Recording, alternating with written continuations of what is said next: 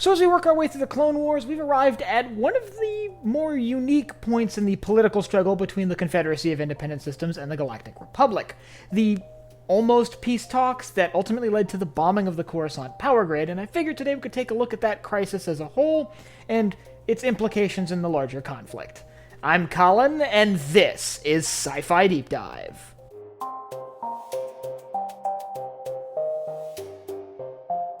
Remember, if you enjoyed this video, to head down below and hit that subscribe button. So many of us are familiar with this sort of showdown. The near peace talks, the peace talks that really almost happened that could have potentially ended the Clone Wars, about half the length they actually lasted. And the major turning point is represented in the conflict on both sides. So to understand exactly how this played out, we have to understand the political climate at the time. The Republic was in a rather desperate spot. As we've been talking about a lot on Battle Analysis as we work our way through the Clone Wars, the Republic was getting caught in these desperate struggles, where they ultimately were coming out victorious, but sometimes it was quite a challenge, and the Separatists were still making gains here and there, and like I said, the early Separatist offensives still scared the crap out of the Republic.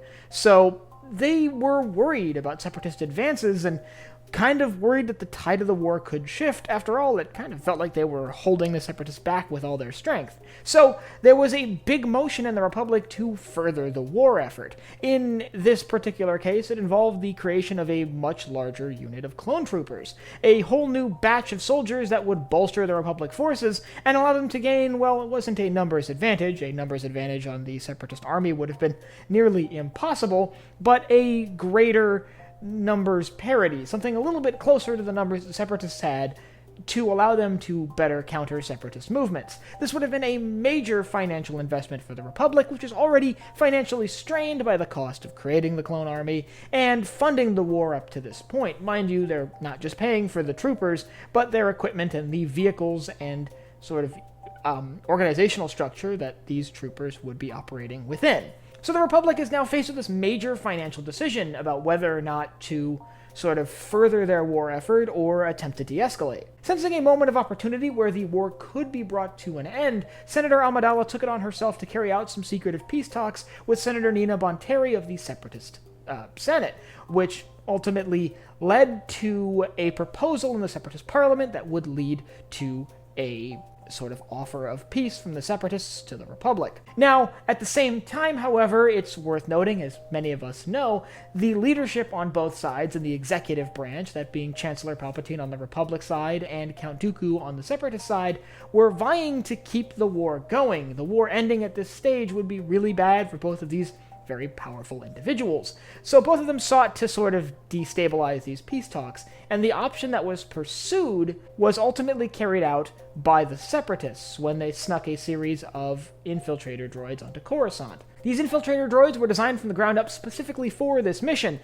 which does imply that the Separatists kind of knew this was a possibility, or knew that an attack on Coruscant's power grid, carried out in a more unconventional manner, was something they wanted to do at some point. These droids would be delivered onto Coruscant and, posing as maintenance droids, snuck their way into the power control center, and ultimately were detonated after a minor firefight with the industrial workers that were maintaining the power grid. With the detonation of these droids and the collapse of the infrastructure maintaining the central power district, the heart of Coruscant was plunged into darkness, and combine this with several smaller bombings scattered around the city, likely carried out by very similar models of droids, the message was clear. The war had come to Coruscant. This was the first time in over 1,000 years that Coruscant was attacked by a hostile force. It was a shock to the public, and while the objective ultimately wasn't to cripple Coruscant or to destabilize the Republic, it definitely threw the citizens of the Republic into a panic. It sent a very clear message to the people of Coruscant and to the government of the Republic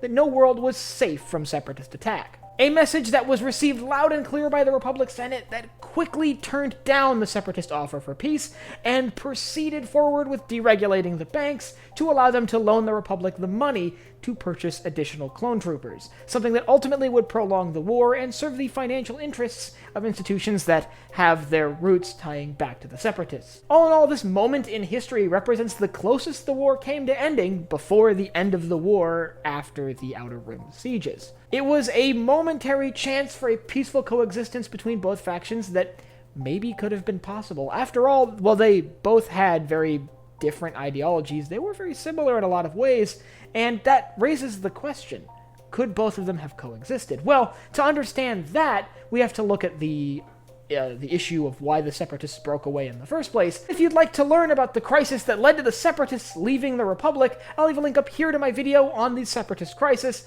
which led to the Separatists leaving the Republic. And I'd like you to let me know down in the comments whether you think this piece could have actually worked, if it could have held. Now, let's assume for a sec that Dooku and Palpatine are out of the picture. Do you think that the Separatists and the Republic could have coexisted as political entities, or do you think they were bound to fight until one of them collapsed? And if you have anything else you'd like to see me cover in Star Wars, you can let me know down below in the comments. Last but not least, if you enjoyed this video, head down below, hit the like button, subscribe button, and the bell icon so you get notified when I upload new videos. So for Sci-Fi Deep Dive, I'm Colin, and I will see you next time.